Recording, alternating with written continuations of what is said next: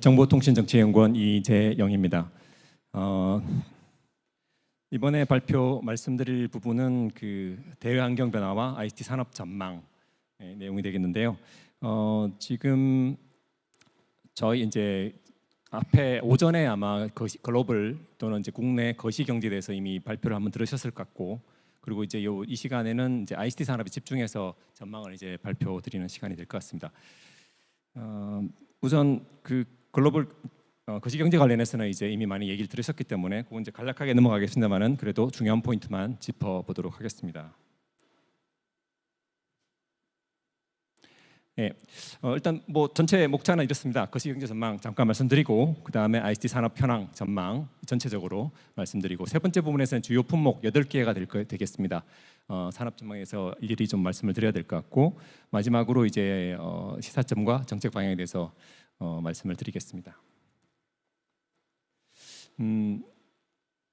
거시경제 전망입니다. 그 앞에 여러 차례 말씀을 드렸겠습니다만은 지금 이제 세계 주요 기관들이 내놓은 전망치를 보면 지금 이제 내년도 25년도 세계 경제 성장률이 2.7% 내지 3.2% 정도 그 사이에 있겠다. 이 전망 기관들이 뭐 IMF나 OECD나 여러 기관들이 있기 때문에 이런 숫자들을 내놓고 있습니다.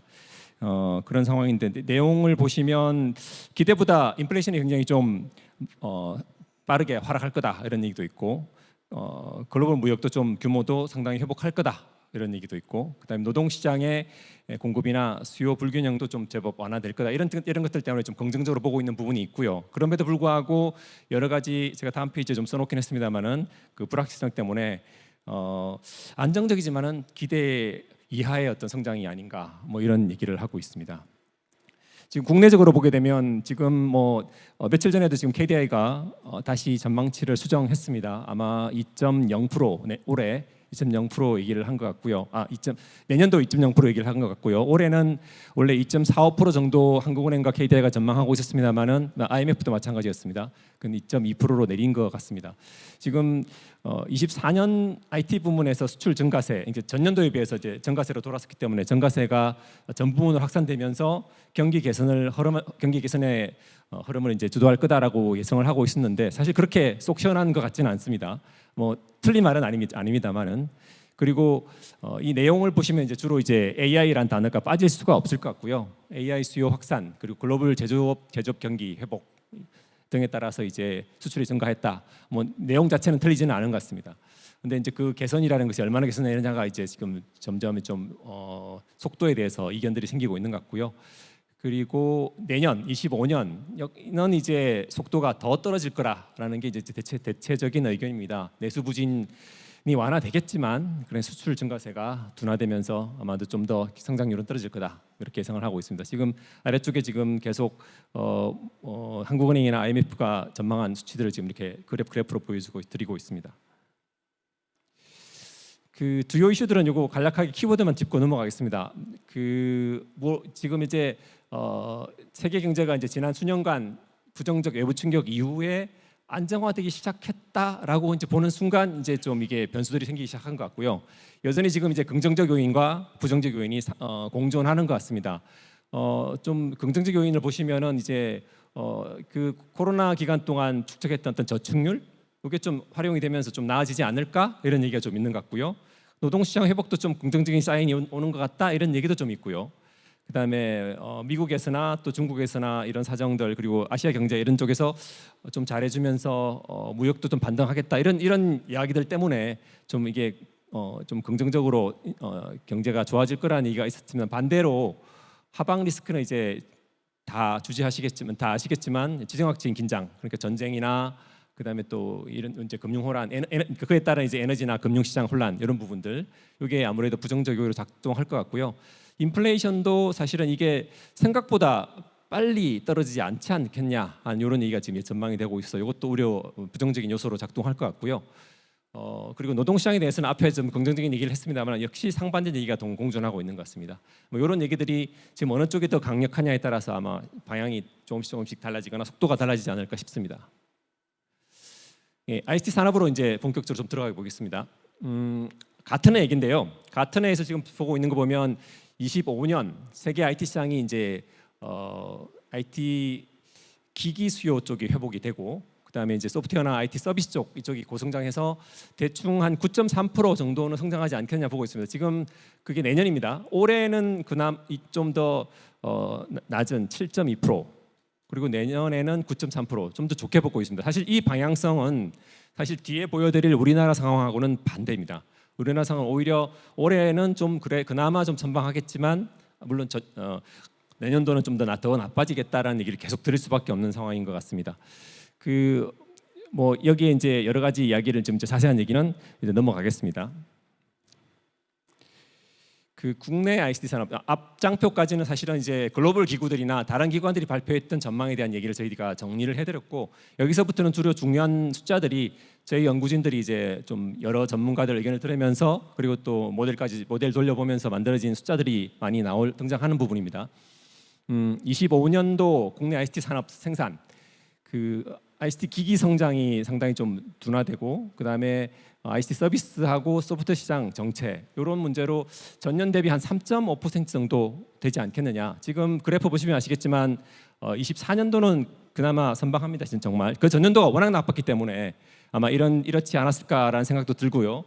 전년도가 마이너스였으니까 지금 24년도 올해는 9.3% 정도 성장한다고 보고 있고, 그리고 내년은 그보다는 좀 많이 떨어진 3.5% 되지 않을까, 이런 생각을 하고 있습니다. 그리고 중장기적으로, 이게 내용은 이제 자세히 설명 안 하겠습니다만은, 이게 중장기적으로 이제 소프트웨어나 정보 서비스 시장이 굉장히 안정적으로 갑니다. 근데 나머지 더 주요한 부분들이 되겠죠. ICT 기기나 통신방송 서비스들, 특히 기기 쪽, 이런 시장이 성장이 둔화되면서 저성장세가 유지될 것이다. 그래서 향후 한 29년도까지 1.4% 정도를 연평균 성장하지 않을까 내다보고 있습니다. 물론 뭐 이건 4, 5년 먼저 내다보는 게 쉽지 않은 일이기 때문에 숫자는 이제 계속 변할 수는 있겠습니다. 이게 이제 생산 부분이다 그러면 더 관심 있어 하시는 부분이 아마 수출일 것 같은데요. 수출도 뭐 방향성은 거의 똑같습니다.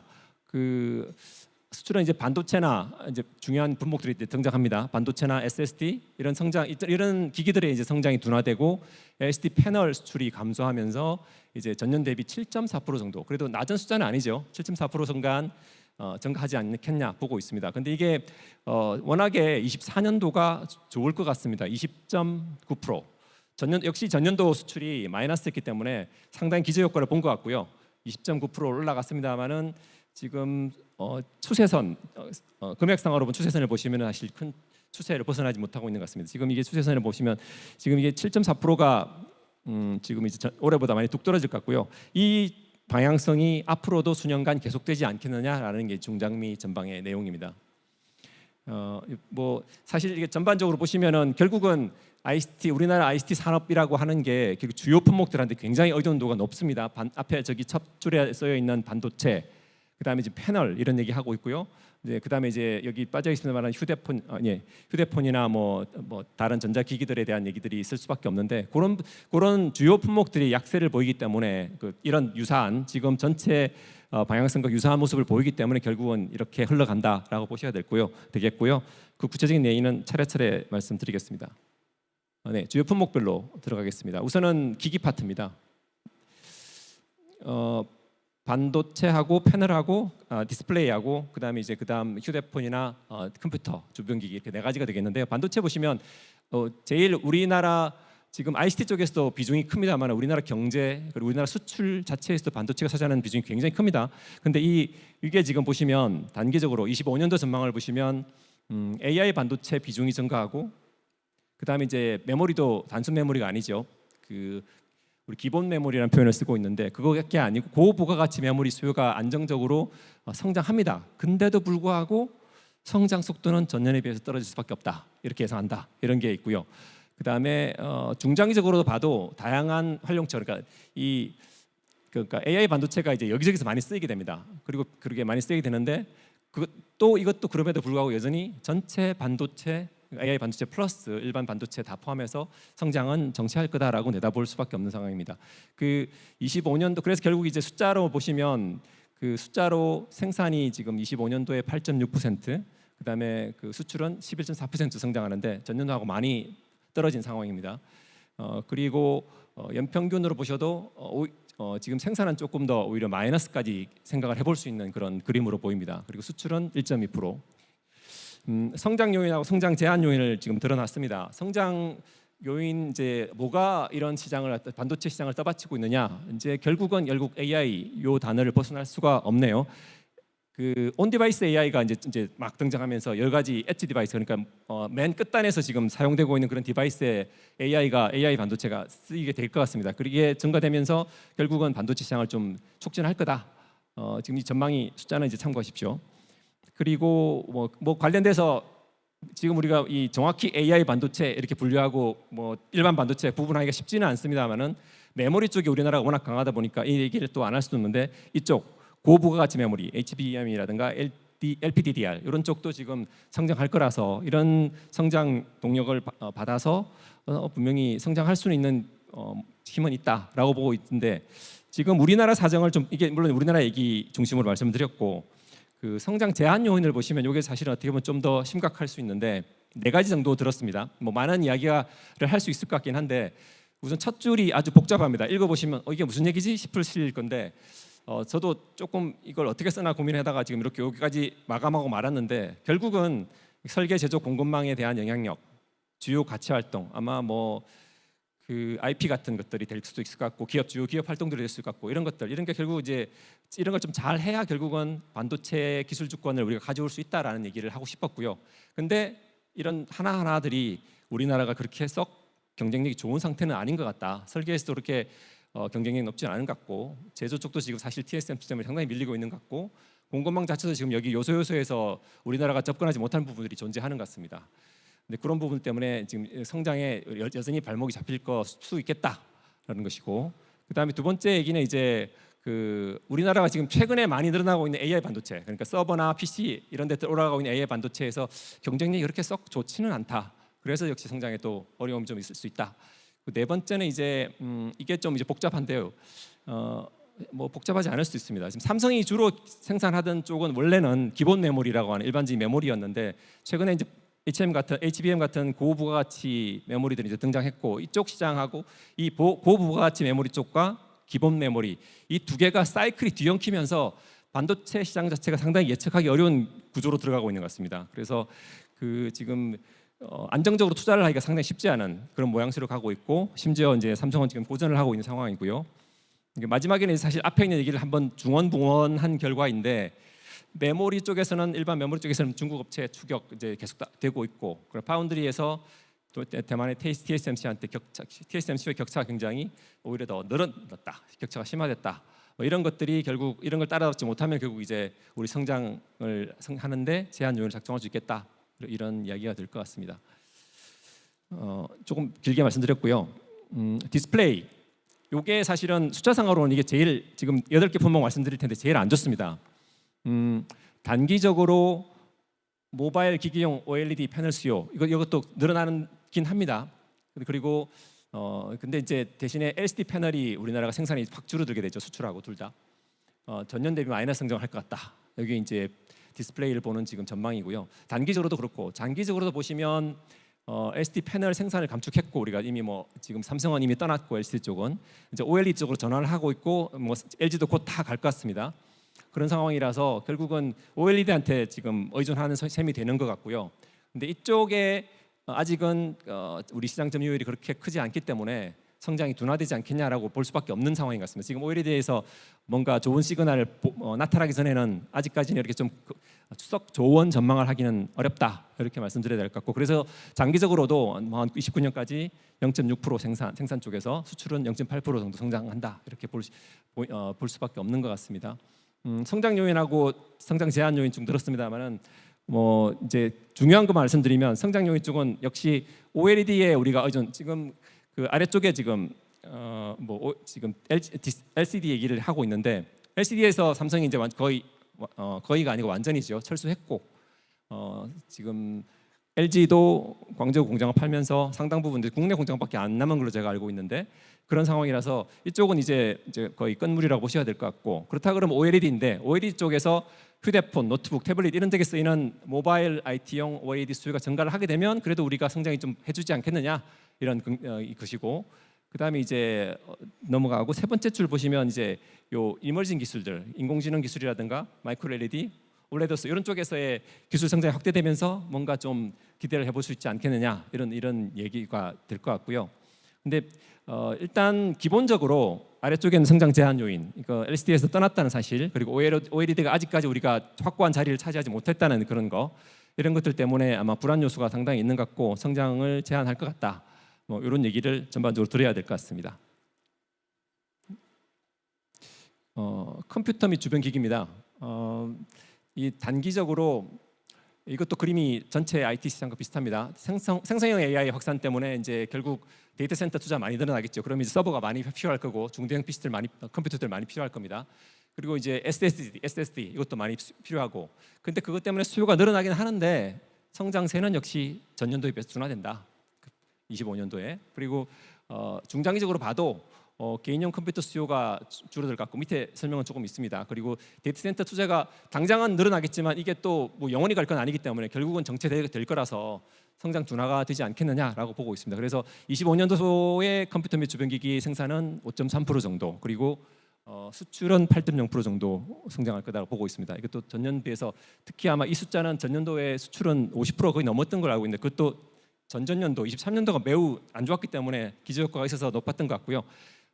지금 어쨌든 숫자상으로 보면 전년도에 비해서 엄청나게 지금 낮은 성장률은 됩니다. 근데 8.0%가 아주 낮다고 그 자체로 보기에 낮다고 보기는 좀 어렵습니다만은 그렇게 내다보고 있습니다. 그리고 이후에 연평균 성장률은 3.1% 생산 쪽이, 그리고 수출 쪽은 4.8% 정도 예상됩니다. 그 결국은 이제 이 동네도 결국 이제 AI일 수밖에 없을 것 같고요. AI가 확산되면서 생성형 AI 확산되면서 데이터 센터 수요가 늘어나고 결국 그래서 그쪽에 SSD 수요가 막 늘어날 거다. 그리고 PC 쪽, 윈도우 쪽 이쪽 PC 수요도 동시에 이제 늘어날 거다. 이런 얘기고요. AI PC가 이제 등장할 거기 때문에 기존의 PC가 일반적인 PC가 아니라 고사양의 AI PC들이 이제 수요가 새로 신규 수요로 등장하지 않겠느냐. 이런 게 긍정적인 요소이긴 합니다. 제한되고 있는 제한 요인으로는 일단 한번 투자를 한 저기 위쪽에 둘째 줄에 써놓은 그 데이터 센터 투자 정체, 일단 한번 투자를 하고 나면 그 다음부터는 아무래도 속도가 줄어들 수밖에 없기 때문에 데이터 센터 투자 정체할 것 같고, PC 자체로 보면 사실은 지금 최근에 많이 보셨겠지만 클라우드 컴퓨팅이 많이 지금 확산되고 있습니다. 그런 효과, 그리고 이제 PC 자체의 교체 주기가 굉장히 늘어나고 있습니다. 성능들이 좋아져서 그런지 결국 그래서 개인용 PC 컴퓨터들 수요가 중장기적으로는 역시 정체될 것 같다. 그런 걸 전체적으로 보는 이런 것들이 성장의 제한 요인을 작동할 것 같다. 말씀을 드릴 수 있을 것 같습니다. 기기 쪽의 마지막 휴대폰인데요.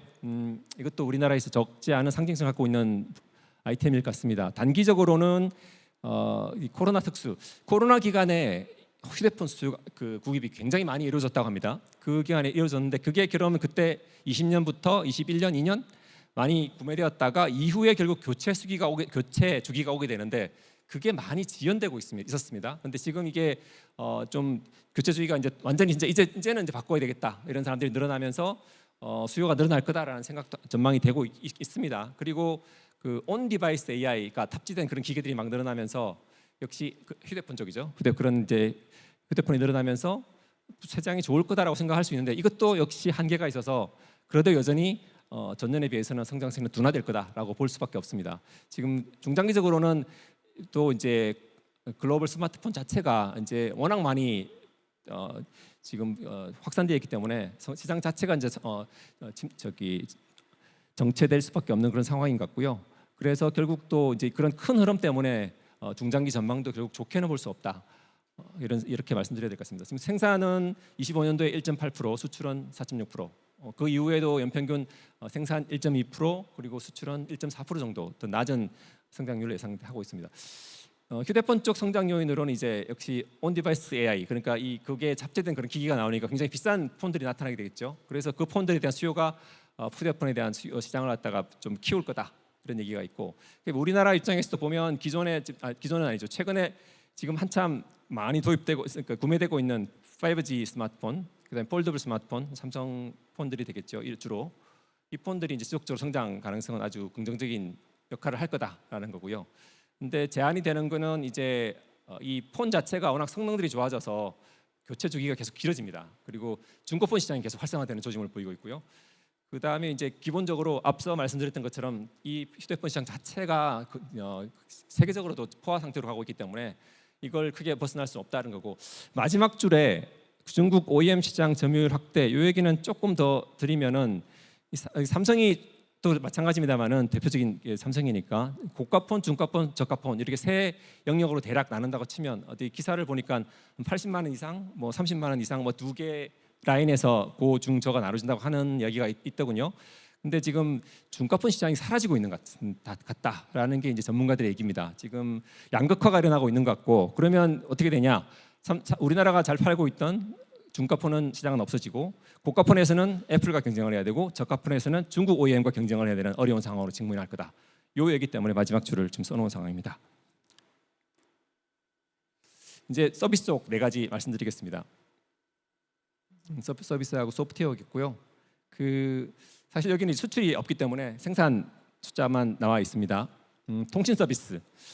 사실은 좀 통신 서비스나 방송 서비스나 모든 분들이 너무 잘 알고 있어서 큰 변화가 없이 그냥 여태까지 추세를 기억하고 계실 거면 그대로 간다라고 보시면 될 것 같습니다. 통신 쪽 보시면 소비자 기업 부문 수요 증가로 증가세는 유지한다라고 써놓았는데, 증가세 유지라는 표현을 쓰긴 썼습니다. 근데 전년도에 아마 제 기억에 1.4였던 24년도에 1.4 정도 예상하고 있고요.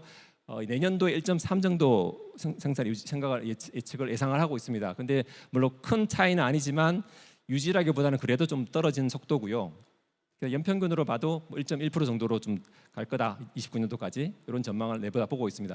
사실 다른 외부에서 보기에는 통신 시장이 그렇게 1점 몇 프로 그러면 사실 이게 좀 탄탄해 보일 수도 있고요. 그다음에 내부적으로 보기에는 굉장히 양이 안 차는 숫자일 수도 있긴 합니다. 근데 여전히 성장은 계속하는 것 같지만 속도는 굉장히 낮아지고 있고, 그래프 보셔도 앞으로도 그렇게 속도가 빨라지는 쪽보다는 떨어지는 쪽으로 움직일 것 같다라는 이제 예상이 되고 있고요. 지금 성장 요인으로 꼽고 있는 게 5G 기가 인터넷 요거 전환 본격적으로 일어나면서 결국 이제 통신시장 성장시킬 거다라는 얘기가 있고, 그 다음에 전용 예산 부분 AI 때문이겠죠. 결국 클라우드하고 AI 때문인데 결국 그다음에 전용 예산 쪽 이런 것 때문에 성장될 수 있다 이런 얘기가 있고, 이제 늘 얘기하는 겁니다만은 자주 언급되고 있는 요구되고 있는 통신비 인하 요구, 이건 역시 늘 시장 성장하는데 장애 요인으로 작동할 것 같고요. 그리고 마지막 요 부분도 사실은 좀 의미심장한 부분인데, 통신 서비스 영역에서 비즈니스 모델 개발의 정체는 요거죠. 요거 때문에 차세대 네트워크로 못 갈 것 같다. 결국 이제 지금 4G, 5G, 6G 넘어가려고 하고 있는 참인데요. 5G로 완전히 넘어가지도 못하는 것 같고요. 4G로 올 때나 5G로 올 때나 사업자들이 주로 장비 사업자들이 되겠습니다만 얘기했던 게 뭐냐면, 그쪽으로 넘어가면 업그레이드가 되면 결국은 신규 서비스, 다른 서비스를 제공하는데 굉장히 좋은 환경이 만들어진다. 자율자동차, AR, VR 이런 얘기하면서 사실은 끌고 왔습니다. 근데 그러면서 투자를 유치를 했고요. 근데 그걸 4G, 5G에 두 번 써먹었습니다만은 그게 제대로 되지는 않았고요. 결국 아직은 물론 이제 앞으로는 모릅니다만은. 근데 이걸 6G에 또 한 번 더 써먹는다. 이건 이제 좀 어려운 상황이 된 것 같고, 그렇다 그러면 그 외에 다른 서비스, 비즈니스 모델, 우리가 6G로 갔을 때 뭐가 더 좋아질까에 대한 답을 아직 못 찾은 것 같습니다. 그래서 결국 그 얘기는 투자자들을 제대로 유치하기가 쉽지 않은 상황이 된다. 그래서 마지막 줄에 있는 4세대 네트워크 6G로의 전환이 쉽지 않지 않을까? 그래서 통신 서비스가 좀 어려움을 겪을 것 같다. 이런 이야기가 될 것 같습니다. 방송 서비스입니다. 요거 다 예상하시겠지만 다 안 좋죠. 좋지 않은 추세고요. 단기적으로 보시면 지상파 TV 매출 떨어지고 유료 방송 떨어지고 실적 부진할 거다. 그래서 단기적으로 성장 마이너스 지금 예상하고 있고요. 그다음 작년보다는 좋아진 겁니다. 마이너스 0.9가 작년이 마이너스 3.1쯤 됐을 거로 기억합니다. 다시 말씀드리면 올해는 마이너스 3.1 정도 예상되고 있고 25년도는 마이너스 0.9 정도 예상되고 있습니다.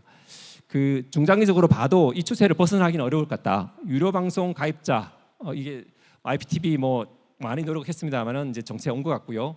그 다음에 지상파 방송 또는 PP 유료 방송 채널 다 그 방송의 영향력이 줄어들기 때문에 결국 이제 성장 동력이 사라져가는 그런 모습이다. 그래서 결국 중장기적으로 좋지 않다라는 거고, 연평균으로 봐도 대략 0.2% 정도, 마이너스 0.2% 떨어지지 않겠느냐라는 그림입니다.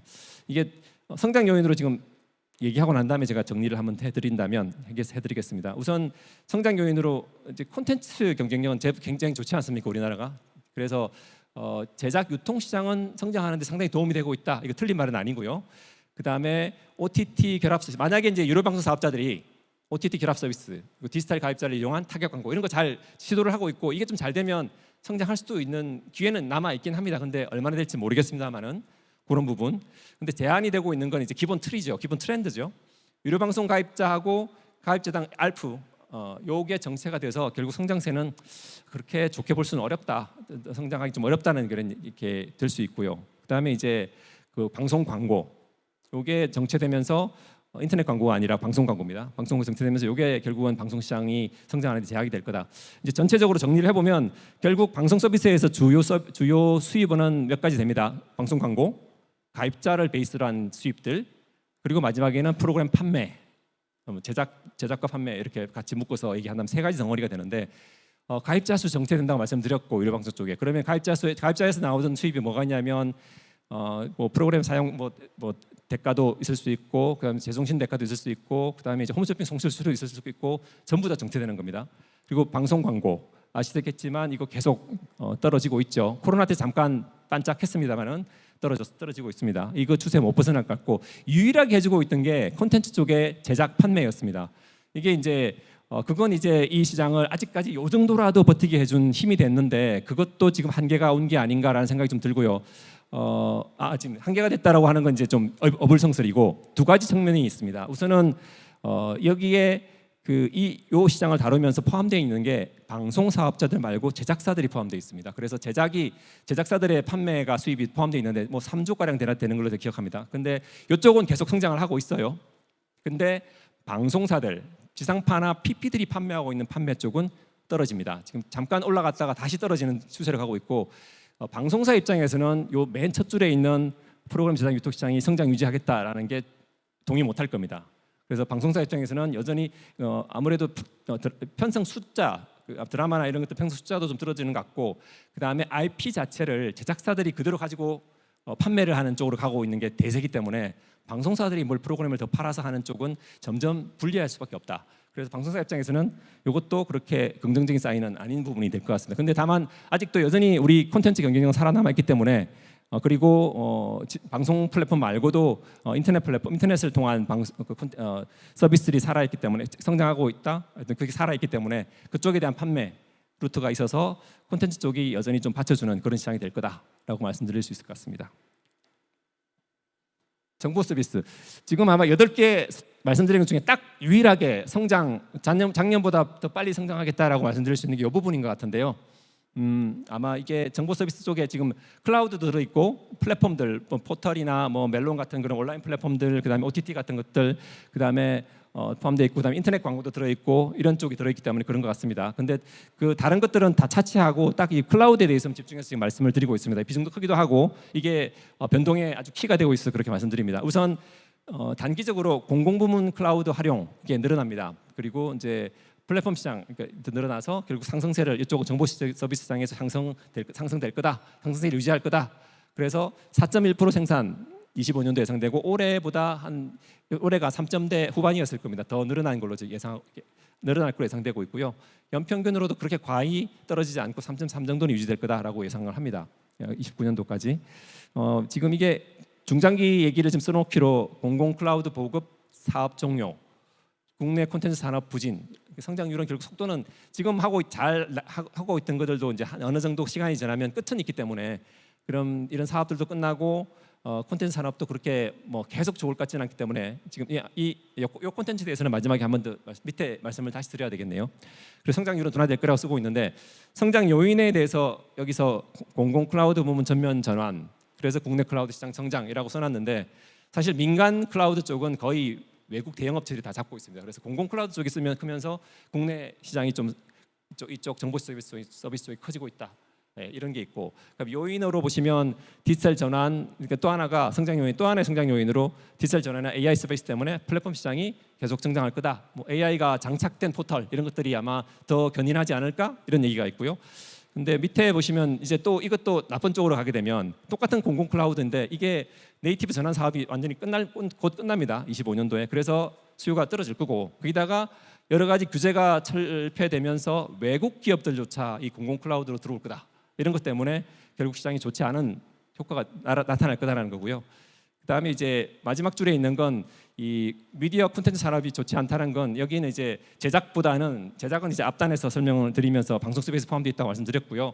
이쪽은 이제 미디어 플랫폼이 되겠죠. 플랫폼은 아무래도 지금 아직 웨이브나 티빙 같은 또 멜로는 좀 다른 얘기입니다만은 이런 사업자들이 아주 그렇게 잘 되고 외국 업체에 비해서 잘 되고 있지는 않기 때문에 이런 부분이 좀 부정적인 요소로 작동하지 않겠느냐 이런 얘기입니다. 소프트웨어는 그냥 이것도 키워드만 짚고 넘어가겠습니다. 이것도 과히 나쁘지는 않습니다. 그렇지만 추세는 비슷합니다. 클라우드나 AI 소프트웨어 수요 증가에도 경기 둔화에 따른 신규 IT 투자 감소. 그래서 결국 성장세는 소폭 둔화되겠다 이런 거고요. 그 디지털 전환 수요가 계속되고 AI 소프트웨어 활용 범위가 늘어나면서 소폭 성장하겠다 이런 중장기적으로 그렇다. 그래서 생산은 2.4%, 그다음에 내년도에 그리고 29년도까지 전평균 3.5% 정도 예상을 하고 있고 오히려 이건 장기적으로 더 나은 시장이 아니겠느냐라는 걸 보고 있습니다. 사실은 지금 이게 이제 안에 요소들이 중요한 요소들이 많아서 3개씩 이렇게 성장 요인과 제한 요인을 들고 있습니다. 뭐 IT 서비스 쪽에서는 클라우드 얘기를 하고 있고요, AI 컨설팅 얘기하고 있고, 패키지 소프트웨어 쪽에서는 SaaS 얘기를 하고 있고, 게임 소프트웨어 쪽에서는 이제 뭐 게임 IP나 뭐 구독형 게임 이런 얘기를 하고 있습니다. 이런 게 성장 요인이 될 거라는 거고, 제한 요인으로는 이제 역시 또 IT 쪽에서는 이제 내수 기반은 아무래도 한계가 있을 거다라는 거고, 그다음에 패키지 소프트웨어 쪽은 글로벌 외산 소프트웨어가 이제 들어온다. 요게 지금 그다음에 공공시장 수요가 둔화될 거다. 이런 게 부정적 요인으로 작동할 거라는 거고, 게임 소프트웨어 쪽은 역시 시장 포화 얘기를 빼놓을 수 없을 것 같습니다. 근데 여전히 이쪽은 다른 거에 비해서 상대적으로 좋지만 그래도 여전히 큰 그림의 상으로 비슷한 추세를 다른 ICT 쪽에 하고 비슷한 추세로 갈 것 같다는 말씀을 드려야 될 것 같습니다. 마지막 두 장표가 남았는데요. 요건 이제 사실 다 아는 얘기를 제가 그냥 정리만 한 겁니다. 앞에 아무리 말씀드려도 이 단어를 아마 벗어나지 못했을 겁니다. AI. 결국은 지금 이 전망하면서 AI가 많은 작동을 하고 있고요. 급속하게 발전하면서 AI 기술이 발전하면서 여기 ICT 전반에 지금 확 영향을 미치고 있습니다. 하드웨어든 소프트웨어든 서비스 관계없이 막 하고 들어가고 있고, 이런 얘기들이 오늘 앞에 말씀드린 8개 품목의 요소에 영향을 미치고 있습니다. 그걸 이제 세 부문으로 이제 정리를 해 보여드리는 것 뿐입니다. 이건 그러니까 AI용 서버랑 PC 수요가 늘어나면 반도체 시장이 변화가 올 거고, 예를 들어서, 그리고 굉장히 크겠죠. 그리고 온 디바이스 AI가 발전하게 되면 방송통신 기기들이 막 변화할 수밖에 없고, 그다음에 생성형 AI 서비스가 늘어나면서 정보 서비스 플랫폼이죠. 그런 소프트웨어 이쪽 시장이 변화할 수밖에 없다. 이런 영향들이 결국은 앞으로 당분간은, 내년에도 아마 당분간은 이 얘기를 계속 들을 수밖에 없겠다라는 게 이제 이 장표의 주 메시지입니다. 마지막 얘기를 하면서 마무리하겠습니다. 지금 두 가지 포인트인데요. 일단 왼쪽 부분은 거의 이제 국내에 물론 이제 국내가 우리가 서로 얽혀 있어 구분을 딱 하기는 쉽지 않습니다만은, 왼쪽은 이제 국내 얘기라고 보시면 오른쪽은 이제 글로벌 얘기라고 주로 보셔야 될 것 같은데, 국내 쪽에 일단 앞에서 전망들 쭉 제가 말씀드리면서 24년도 ICT 수출 회복으로 경제 성장 견인한다. 근데 속 시원하진 않다. 이런 말씀드렸고요. 제가 별표까지 붙여놨습니다. 그 25년도 ICT 생산 수출은 기저효과 때문에 성장 속도가 또 더 떨어질 것 같다. 올해 좀 올라갔으니까 속도는 더 떨어질 것 같다. 이런 얘기고요. 그래서 이제 그 얘기가 밑에 24년 얘기를 같은 얘기를 지금 반복하고 있고요. 25년도에 보게 되면 주요 ICT 산업 품목의 성장이 감속한다가 이제 앞에 쭉 말씀드린 얘기를 다 정리한 겁니다. 근데 그게 이제 그냥 부정적인 얘기만 드리기가 죄송스러워서 사실은 한 줄을 제가 추가해 놓은 건데, 불안 요소가 만약에 해결된다 그러면 사실 이거 극복할 수는 있다. 희망이 아주 없는 건 아니다. 밑에 보시면 지금 현재 우리가 앓고 있는 병들이 보면 HBM 같은 관련된 이슈들이 남아 있고, 그러니까 디스플레이 쪽에 지금 LCD에서 OLED로 넘어오면서 생기는 그런 문제들, 그리고 이제 스마트폰 포화 이런 문제들이 돌파구가 없어 보이지는 않는다. 이런 게 잘 돌파가 되면 다음 한 번 더 도약은 가능하지 않겠냐는 얘기를 드려야 될 것 같고, 이제 그에 앞서서 이것보다는 사실은 그 다음 이거 근본적으로 이런 문제에 계속 기다리지 않으려면 결국은 이제 늘 하는 얘기입니다만은, 결국은 이제 우리나라 무역 자체도 이제 포트폴리오가 필요하지만 ICT 쪽의 무역도 포트폴리오가 결국 필요하다. 그래서 신성장 가져올 수 있는 그런 품목을 새로 발굴해야 될 것 같고, 그리고 직접 나가서 팔 수 있는 그런 디지털 서비스 기업 해외 진출 이런 거 잘할 수 있도록 좀 지원을 해줄 필요가 있겠다. 이런 얘기를 드릴 수밖에 없고요. 오른쪽에 이제 글로벌 경기 쪽인데 이제 불확실성이 굉장히 커지고 있죠. 뭐 여러 가지 불확실성 때문에 수출에 부정적일 수밖에 없는데 인플레이션 속도도 그렇게 감속하는데 그 속도가 그렇게 빠를 것 같지 않다든가 금융 쪽의 불확실성이라든가 이런 리스크 요인 존재하고 있고요. 그다음에 이제 여전히 이제 끝나지 않은 지정학적인 긴장, 전쟁들 그리고 보호무역 문제, 중국 내수시장 문제 이런 것들이 수출에 악영향을 줄 수밖에 없는 상황인 것 같습니다. 그래서 이제 주요 국가에 대한 우리 수출이 불안하다는 얘기를 말씀드리는 거고요. 그다음 최근에 이제 트럼프 후보 당선되면서 아까도 오전에 그 말씀하셨는데 단기나 중장기가 좀 효과가 다를 거다라고 그래 말씀을 하시더군요. 저도 비슷하게 생각하는데 결국 이건 변수다. 이런 것들이 어떻게 미칠지는 모르겠습니다. 그렇지만 또 이런 부분에서 특정 국가의 의존도를 좀 벗어나야 되는 것이 결국 우리 답일 수밖에 없다. 그러면 상품에 대한 포트폴리오도 왼쪽에 필요하지만 오른쪽에 국가나 지역에 대한 포트폴리오도 또 필요하다라는 게 우리의 시사점이 되지 않을까 싶습니다. 네, 이상 발표를 마치겠습니다.